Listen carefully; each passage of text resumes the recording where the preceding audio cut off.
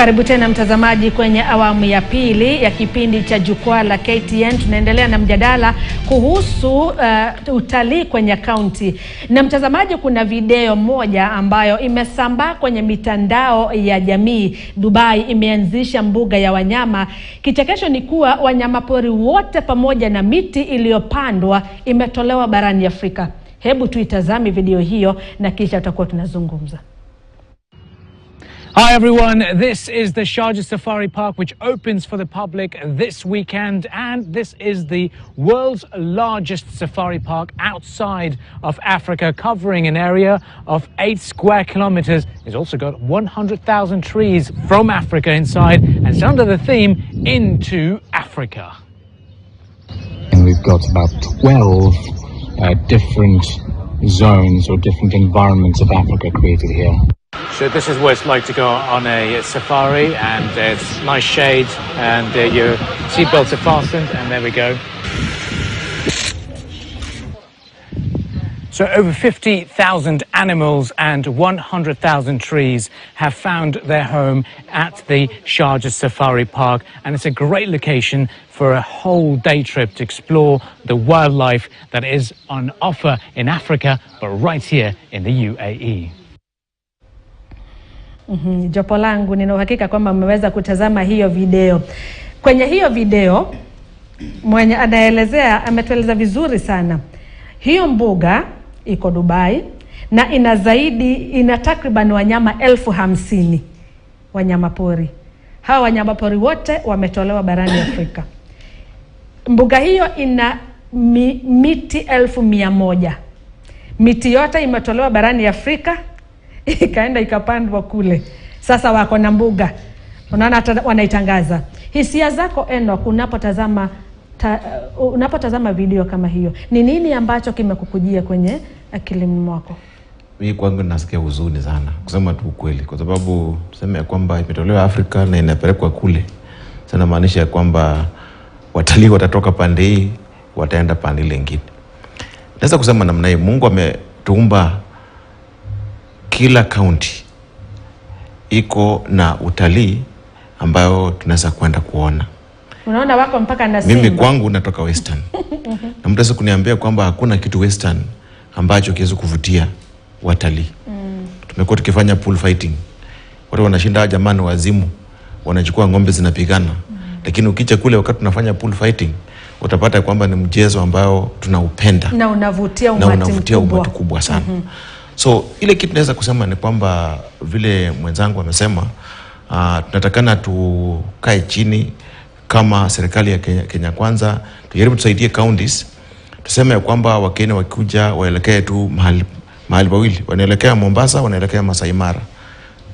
Wale wamebaki wanaelekea Nanyuki ama wanaelekea Naivasha. Tujaribu tutengeneze hizo counties, to improve mambo ya tourism katika county ya Eldoret, Kitale, tutembee Kisumu, ili sisi tujaribu kupeleka watalii waende kule. Lakini haitawezekana watalii waende kule kama hatupatii Wakenya nafasi. Wakati tuko na tourism expo kule UK ama tuko na tourism expo kule Dubai, saa ingine wanaona wakubwa wa serikali peke yake ndio wanaonekana pale.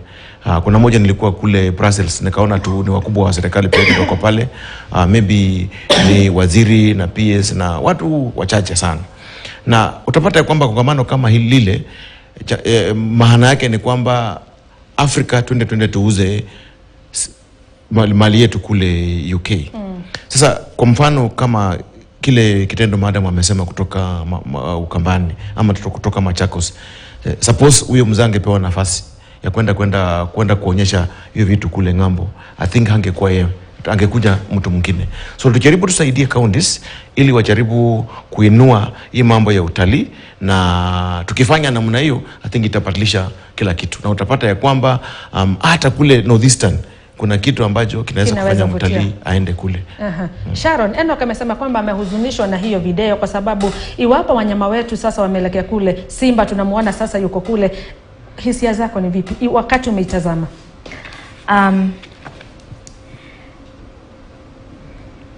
hiyo Africa Safari ambayo wameweka Dubai itachukua a lot from the tourism industry, not only in Kenya but in the rest of Africa, kwa sababu kuna vitu ambavyo vya niche watalii wa Uingereza wamekuwa wakienda kuona in different places.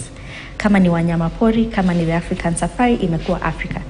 Sasa kama hiyo option iko mahali kama Dubai ambayo inakata safari yako by almost half, na Dubai pia kuna pia hizi large attractions, ndio kuna Ferrari, kuna desert safari, kuna basi katika hiyo monopoly ambayo inaendelea, niruhusu nitumie jina monopoly, ambayo inaendelea kutengenezwa hapo Dubai, basi nchi zingine kama zetu zitakuwa katika zitaumia kifedha na kiutalii. Lakini hapa niseme pia ni jukumu la serikali ya Afrika, ya Kenya na nyingine za Afrika to offer protectionist services to their industries. Sasa ni jukumu la serikali yetu na probably through the African Union kuona the things that are key to Africa, that zile ambazo ndio nguzo zetu tunawezaje protect so that they are also a heritage to future generations. Nikuja kwako Sosioni, wewe kama katibu mwandamizi katika Wizara ya Utalii kwenye serikali kuu, baadhi ya hawa wanyama 50,000 na baadhi ya hiyo miti 100,000 ambayo iko kwenye hiyo mbuga ya Sharjah kule Dubai, kuna miongoni ambao walitoka humu nchini?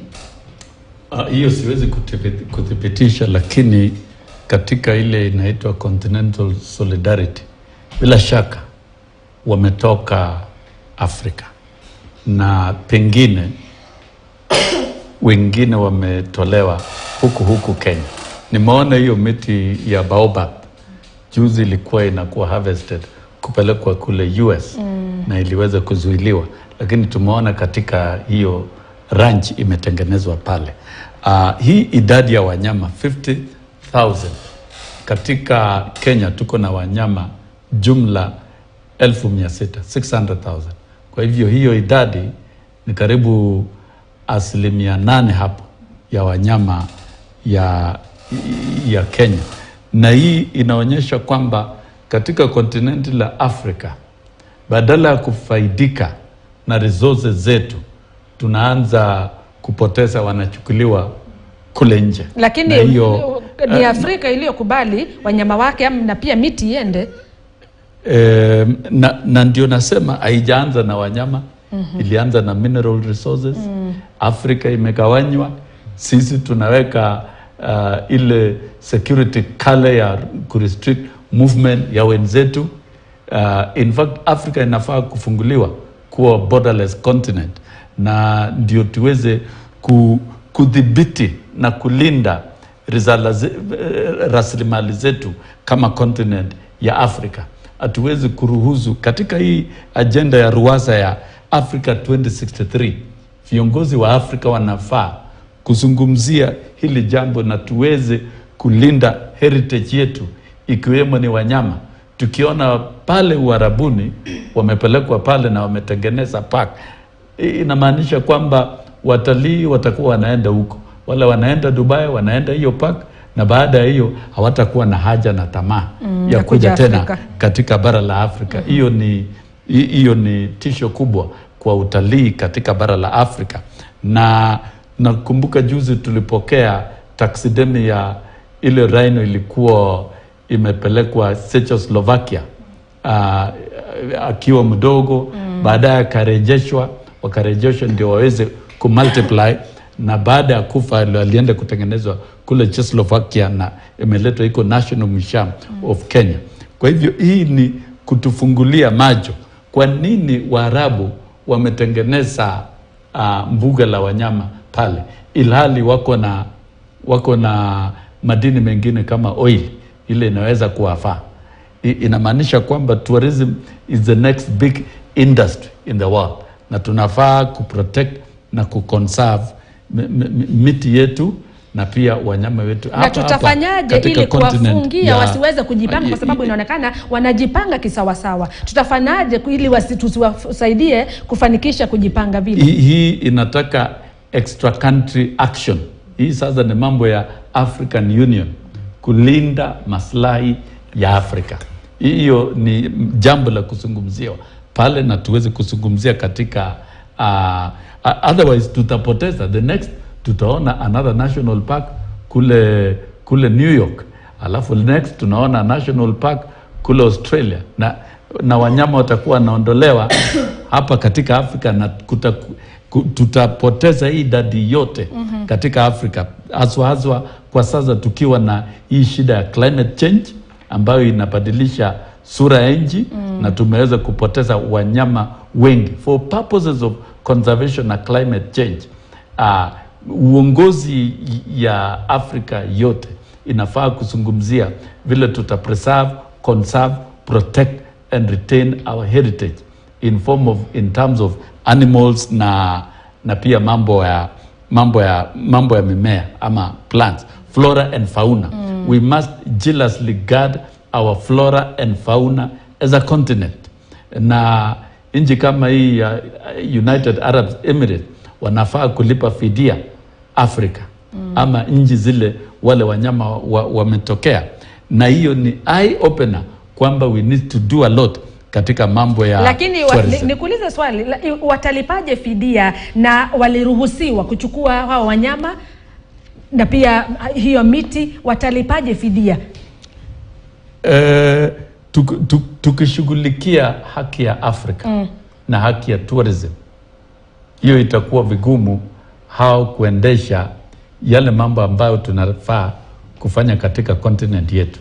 Hiyo tukizungumzia katika ile international relationship na protection of rights and resources, unless African Union wamekosa mwelekeo. African Union wanafaa kushikana kwa pamoja na kulinda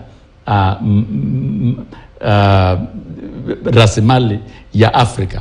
Na tukiingia katika upande yetu ya tourism, kuna challenges tofauti. Moja ni hiyo kupoteza rasilimali zetu. Ya pili, hatuwezi kuvutia wageni wa kutosha, ilhali tuko na products tofauti katika continent na hata hapa katika Kenya. Kuna mambo tofauti yale yamezungumziwa kuhusu security. Kenya ilikuwa ranked as number 120 globally as an unsafe destination. Tunafaa kutengeneza nchi yetu iwe extremely safe for tourism. Lakini kwa sasa it's extremely secure, it is safe, but we need to promote safe destination ya tourism. Ndio wageni waweze wakuwe na assurance ya security. Na pia katika hiyo maneno ya security tunaona tumeweka ile immigration department kali sana, na inakuwa vigumu kwa wageni kuingia inakuwa kazi, hata kuapply maneno ya visa, ilhali wale wageni tunapata ni kidogo sana. Muda unatupa kisogo, tunafaa pia kushughulikia kama wizara kuangalia aspect ya security, na tuwe na interministerial collaboration, tukuwe na aspect ya kufungua airspace yetu, wageni waweze kupelekwa direct kwa destinations ya tourism. We need to liberalize our communication and transport system within Kenya and within Africa, ndio tuweze kufungua dirisha ya kiwanda cha utalii. Tukienda kumalizia, tukimalizia Enoch, kwa muda usiokuwa mrefu, sekunde kama sekunde 30, kuna swala la mizozo baina ya wanyama pori na binadamu, na tumeweza kushuhudia kisa ni wiki hii ama ni wiki iliyopita, wakati zaidi ya simba 5 waliuawa kula katika kaunti ya Kajiado. Suluhisho la mizozo kati ya binadamu na wanyama pori ni nini? Huwa nahuzunika sana nikiona ya kwamba watu wanakutoka nje kuja kuona simba na unaona ya kwamba tunaua simba tena. Wizara ya wildlife lazima waamuke, kwa sababu serikali huwa inaandika vijana na wapeleka manyani kwa training, na baadaye nitakana waangalie kwamba hawa wanyama wanalindwa. Ni jukumu la KWS kuhakikisha ya kwamba waangalie hawa wanyama na wahakikisha kwamba wale wananchi ambao wanakaa na hawa wanyama wasahakikishe kwamba hakuna changamoto katikati ya wanyama na hawa. Lakini pia kuna hili swala la ulipaji fidia. Wakati utapata kwamba waathiriwa inachukua muda mrefu kabla ya kufidiwa, na iwapo hata wanafidiwa, kiwango ambacho wanapewa ni kidogo mno. Ndio nakwambia kwamba mahali watu kuzembea ni upande wa KWS. KWS imekuwa na changamoto mingi sana. Mimi mwenyewe nimeenda kutembea katika the National Park, hapa National Park. Unapata zile barabara zikule ndani zilikuwa mzuri sana. Zimepomoka, unajua unaangalia unashindwa, this is not the KWS I knew. This is not the animal orphanage I knew. Unaangalia unashinda kwamba kuna mtu ambaye amepewa jukumu na serikali ya kwenda kuangalia KWF ama kuangalia ile orphanage. Lakini utapata ya kwamba njia zimeanguka, vitu kama yana namna hiyo. Na utapata ya kwamba sasa wakati kuna jambo kama ile ambalo kuna problem katikati ya wanyama na raia, hao wanatakana waingilie mara moja, wakisha kwamba kama ni raia walipe pesa zao, na wakisha kwamba kuna njia ya kustop any further confrontation katikati ya raia na wanyama. Lakini utapata ya kwamba KWS wako tu wanangoja mtu awawe, wanangoja simba awawe ndio utaona wameamuka. Hapana.